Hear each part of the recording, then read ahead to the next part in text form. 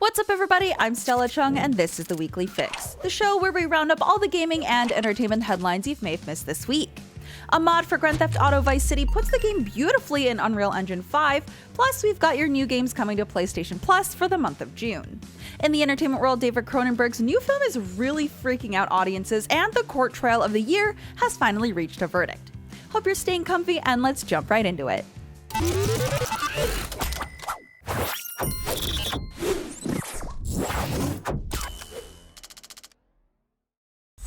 Move aside, Rockstar, as someone has revamped GTA Vice City in Unreal Engine 5, and honestly, it's what the definitive edition should have looked like. Thanks to YouTube channel Teaser Play, Tommy Vercetti can live it up in Vice City the way it was meant to be. The stunning details in lighting and realism with Tommy's iconic voiceover really pulled on my heartstrings. Though Tommy himself didn't receive the Unreal Engine 5 treatment, it does bring a hint of nostalgia to see old meeting new. But if you want to see what else is possible with an older GTA title and Unreal Engine 5, check out this updated CJ model from Teaser Play's San Andreas concept trailer. Teaser Play uploaded the remake video the same day Ray Liotta passed away, who did an incredible job voicing Tommy Vercetti. Rest in peace, Ray. Moving on, the highly anticipated sequel to Star Wars Jedi Fallen Order, Jedi Survivor, received a teaser at Star Wars Celebration in Anaheim this past weekend, and director Stig Asmussen dropped hints at what to expect for the upcoming game. In an interview with StarWars.com, Asmussen discussed how the team was able to improve from Fallen Order using the power of current-gen consoles. Asmussen relayed the team's dedication to making a game that feels worthwhile with, quote, "So I think the biggest thing is ray tracing or lighting. That's allowing us to do real-time lighting all the time at a fidelity that's well beyond anything that we've ever produced before. Since it's real-time, we get to see the changes as we tweak the light, immediately, essentially. That means that we have more time to polish, that means that we can iterate more, and we can get better results that feel more filmic." Asmussen went on to say the biggest benefits current-gen consoles offer to the sequel are faster load times and the PlayStation 5's DualSense controller's impressive haptics, which the team is currently testing. There have been no mentions of Jedi Survivor coming to last-gen consoles, though to be fair, it could be doing a disservice to the sequel, as current-gen consoles can offer so much more in graphics, fidelity, and innovative gameplay. As Kylo once said, "Let the past die. Kill it if you have to. That's the only way to become what we're meant to be." Very poetic. And finally, IGN is hosting Summer of Gaming, a month-long event with tons of exclusive reveals, interviews, and more. Starting June 1st, IGN is hosting Summer of Gaming across all IGN platforms, which includes Summer Game Fest on June 9th, IGN Expo June 10th, Xbox Bethesda Showcase June 12th, and more. Just because E3 is canceled doesn't mean June won't be packed with tons of trailers, announcements, and more. And we'll cover everything under the sun so you can stay informed on what's going on. Now, this month's PlayStation Plus games have been announced, and they are as follow: God of War, Naruto 2 Boruto, Shinobi Striker, and Nickelodeon All-Star Brawl. Now, this looks to be one of the bigger and better months for Sony's subscription service on PlayStation, with some pretty damn awesome games all around across a couple of different genres. Now, God of War is one of the best action games ever made and won IGN's Game of the Year award back in 2018. Meanwhile, Naruto 2 Boruto Shinobi Striker is a 3D action game where you put together teams of characters to kick butt across the world of Naruto. And finally, Nickelodeon All-Star Brawl is a Smash Bros. Style party fighter featuring characters from Ninja Turtles, Avatar: The Last Airbender, and Rugrats. Now, if you ever wanted to see Raphael punch Reptar in the gut, well, this game is for you. Now, the clear winner here is, of course, God of War, but keep in mind, God of War is already available on the PlayStation Plus collection on PlayStation 5. But, since those consoles are still impossible to find, although I did find one when it was released, and tens of millions of active PS4 owners are still out there in the wild, this is the perfect time to add God of War to your account if you haven't already and played through the game before the sequel God of War Ragnarok gets released. Speaking of which, tomorrow is Sony's Summer State of Play showcase, and there's a pretty damn good chance we'll get a release date for Sony Santa Monica's upcoming action game starring a huge angry bald guy and his occasionally angry son. And he always says boy to his son. It's weird. I know, they got a weird relationship. Anyways, You can watch the whole showcase right here on IGN, and our PlayStation crew from Podcast Beyond will be hosting a countdown and post-show for the whole event, so be sure to tune in for that so, we can all celebrate and cheer when Ragnarok gets a release date, or boo and hiss and scream when it doesn't, if it doesn't, yeah. Speaking of release dates, Pokemon Violet and Scarlet are coming to Nintendo Switch on November 18th of this year. Now, this news comes by way of a brand new trailer which shows off some new gameplay. And if you haven't been keeping track, the biggest change for this latest iteration is making the jump into open world gameplay, meaning players can go exploring new areas in whatever order they like without being gated off by story events. Now, this is exciting enough, but even better, we've learned there will also be 4-player cooperative multiplayer. Now, we don't have much more information than that, and it's unclear if you'll be able to team up with friends for the whole game or just in certain areas. But it should make for a nice addition to the usual battling and trading multiplayer components. Now, only downside to 4-player co-op in a game with 3 starter Pokemon is that at least 2 people are gonna show up with the same monster, which will be awkward. Then again, you could also pick the same starter and form a gang. So watch out, Squirtle Squad. This territory belongs to the Pikachu Posse.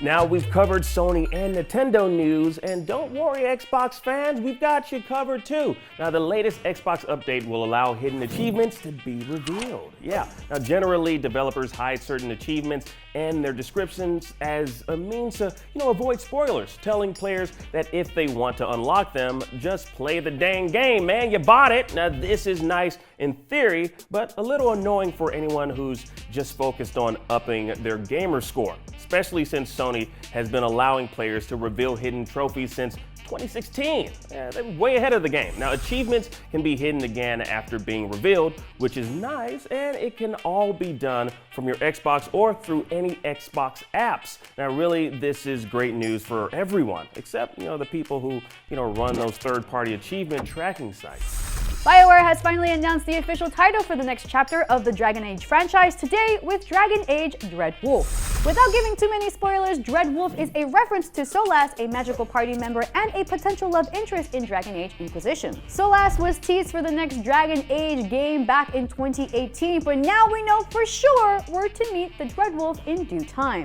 BioWare confirmed Dragon Age Dreadwolf would not be released this year, but did reassure fans development is ongoing with more updates to come later this year.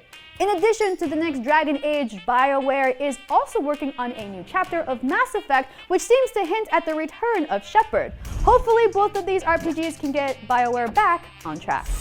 Moving on, EA revealed gameplay changes coming to Madden NFL 23, including a fan-requested feature for its franchise mode.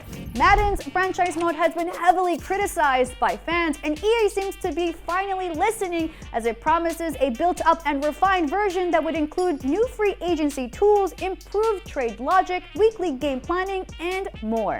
The solo career mode phase of the franchise will also receive similar updates with the addition of the cornerback position for the first time.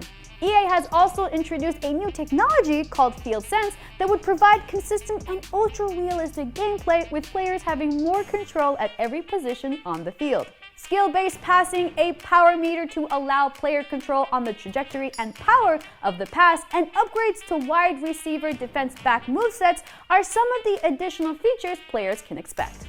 Madden NFL 23 will also come with new player-locked 4K touchdown cameras to truly embody the NFL broadcast experience, with player silhouettes having more body types built from actual NFL player scans.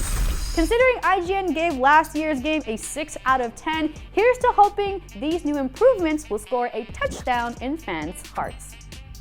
And finally, online streaming platform GeForce Now will no longer support both the Steam and Epic Game Store version of God of War next month.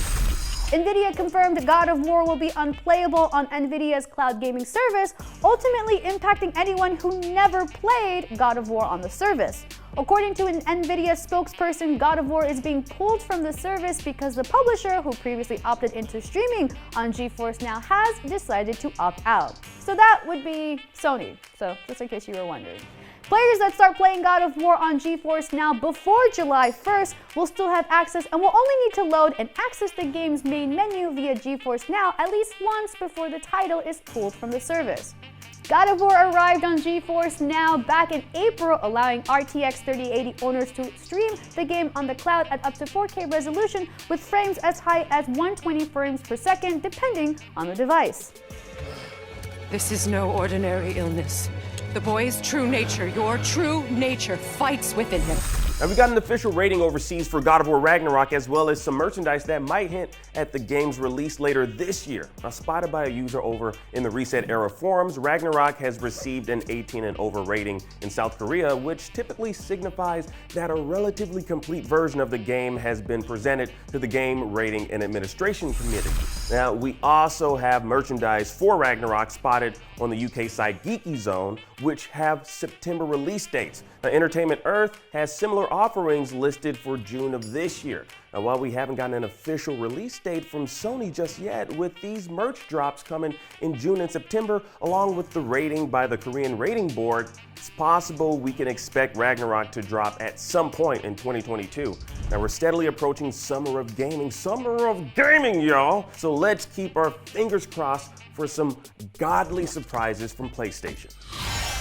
Now, speaking of surprises, PlayStation VR 2 is apparently launching with more than 20 major games with a rather impressive lineup. Now, this news comes from Sony's latest investor briefing, where they mentioned 20 plus first-party and third-party titles are confirmed for the PS VR 2 at launch. Now, most notable is Horizon Call of the Mountain, based in the world of Zero Dawn and Forbidden West. Now, Sony didn't say explicitly that the Horizon VR game will be at launch or will be a launch title, but with the image shown off during Sony's investor briefing, it seems more than likely, right? Makes sense. Now, I personally wouldn't mind stepping into the boots of Aloy once more to explore the secrets in that lush, rich land. Finally, Sony has seen an accelerated shift to digital in PS4 spending, with the PS4 remaining the key driver of PlayStation Store revenue for the company. Now, this is more news coming out of the Sony investor briefing, and while I know it all sounds a little bit like some corpo mumbo jumbo, the main takeaway is that PlayStation is noticing a significant shift to digital purchases over physical copies. Now, this uptick became rather noticeable during the pandemic with the onset of COVID-19. It's obviously a lot easier to just buy online than to hop in a car and travel to your local store for games. And y'all already know this, during the 2020 months, with stores being mostly closed, most gamers who might have preferred a physical copy like me just opted for digital instead. It makes sense they'd see a swing in that particular direction. It's time to take a quick break. When we come back, the Johnny Depp/Amber Heard trial has finally reached a verdict, and David Cronenberg's latest film might be too gross for some fans. See you in a bit. Welcome back. If you're tired of hearing about Johnny Depp and Amber Heard, sorry, but it's time to talk about them more as their trial has finally reached a verdict. But first, we've got some more gaming news to cover with a list of the most played games of the year so far. Let's check out what everyone's playing. The NPD Group, known for its gaming industry analytics, have revealed the top 10 most played games in the first quarter of 2022. And 5 of the 10 are games more than 2 years old. The oldest game still going strong on the list is Minecraft, no surprise there, which was released way back in 2009. Minecraft is available on pretty much any device with a screen, from nearly decade-old smartphones and tablets to all the major gaming consoles and VR headsets. And people are still turning out stunning works of art. Check out Reddit user Chris the Cow's version of Van Gogh's Starry Night. Gorgeous. Second oldest on this list is none other than Grand Theft Auto 5, which hit store shelves in 2013. It has since been re-released on all new major consoles except the Switch, with fancy new features like ray tracing, first-person mode, and a robust multiplayer, although that's technically a separate game now. Also on the list are The Sims 4 from 2014, Animal Crossing New Horizons from 2020, and of course Call of Duty Warzone, also from 2020. Some of the newer games are Madden NFL 22, Call of Duty Vanguard, and NBA 2K22, all released last year. So what about uber popular games like Skyrim and Elden Ring? They ranked just outside of the top 10 for Q1, but Q2 could be a very different list when pretty much everyone played and are still playing Elden Ring. And speaking of the dark fantasy open world game from FromSoft, it's another day and another Elden Ring mod has graced us slowly tarnished. This one from YouTuber user Luke Yui allows you to play 4-player co-op on PC, of course. The vanilla game already allows you and up to 2 friends to join in some fun, albeit temporarily, cooperative rune gathering, but this mod not only allows for 1 more player, it also stops Fallen Tarnished from being teleported back to their own game. Those that perish get to view the current game in spectator mode. And that's not all. All 4 players can summon their own torrent mounts you can ride across the lines between like your own dark fantasy posse of outlaws. If you just want to grief your friend while tackling the game's many enemies, you can also toggle friendly fire on or off by easily switching to PvP mode. And items dropped from defeated bosses are shared amongst all party members, along with game progress and more. Not sure if there's a way to revive your fallen comrades or if they're stuck in spectator purgatory for the remainder of the host's game session, but you can find out more today. Yep, the public beta for Luke Yui's mod goes live today, May 27th. Are you gonna try this mod? Let me know if you will down in the comments. And if you're tired of playing those newfangled modern games, how about a little hint of nostalgia, courtesy of the new and improved PlayStation Plus. Just in time for the new Lightyear movie, 1999's Toy Story 2 Buzz Lightyear to the Rescue will be played on the PlayStation 4 and PlayStation 5 if you have the top-tier PlayStation Plus Premium subscription plan. Don't let the video game movie license scare you away, this one's actually pretty good. At its heart, it's a solid 3D platformer with some challenging puzzles and vibrant visuals. For its time, of course, don't expect anything fancy like ray tracing. And don't get this confused with the N64 version, which by most accounts is a sloppy port. Right now, the game is available to PlayStation Plus Premium users in Asia, but should be coming to other regions as PlayStation Plus Premium expands around the globe in the coming months. David Cronenberg's movies have a reputation for getting pretty damn gross, and his latest, Crimes of the Future, is proving to be too much for some moviegoers to handle. Now, during its premiere at this year's Cannes Film Festival, multiple moviegoers were too squeamish to handle what was happening on screen and proceeded to nope out entirely. Now, the majority of the walkouts took place during the movie's opening 5 minutes. The more audience members trickled out during a particularly grisly scene involving Léa Seydoux with an open chest wound. Ew, man, that sounds gross. Now, under normal circumstances, people walking out of a movie isn't anything to write home about, but at Cannes or any movie premiere, it's pretty damn bad form. Now, David Cronenberg was in attendance along with stars Viggo Mortensen and Kristen Stewart. Now, with that said, it's unlikely Cronenberg's feelings were hurt since, he anticipated this a while ago, mentioning in an interview that he expected the first 5 minutes might be too intense for some people. Now, while this might sound like shameless gore porn to the uninitiated, Cronenberg gets a little more credit than that, and part of the reason the body horror in his films is so effective is because he tends to use it sparingly. Well, except for The Fly. That movie's just nasty, man.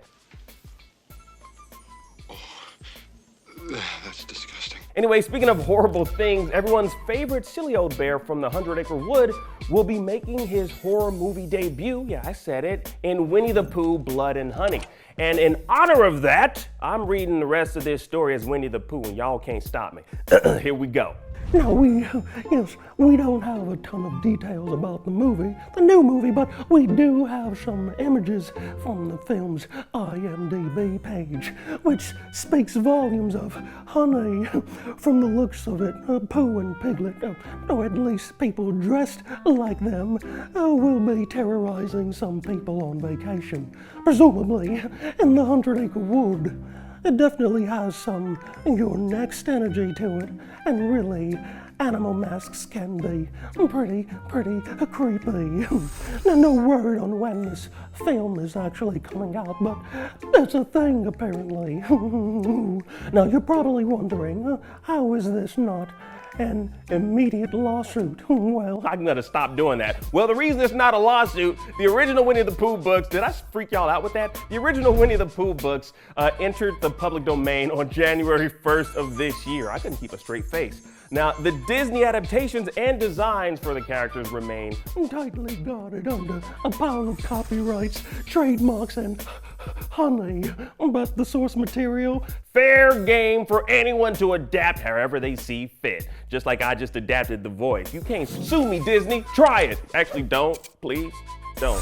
The jury has reached a verdict in Johnny Depp's defamation case against his ex-wife Amber Heard. The 7-person jury sided with Depp and agreed that Heard's op-ed in the Washington Post is defamation. Depp had sued Heard for $50 million, to which Heard countersued Depp for $100 million. Now, the judge announced the verdict at the courthouse where Heard was present. Depp, however, was not present for the verdict and instead was in the UK performing at a concert. The trial lasted 6 weeks and both parties presented their case to the jury. The panel was asked to determine whether any of the 3 statements Heard made in her Washington Post op-ed constituted defamation. They were also asked to determine the damages if they sided with either party.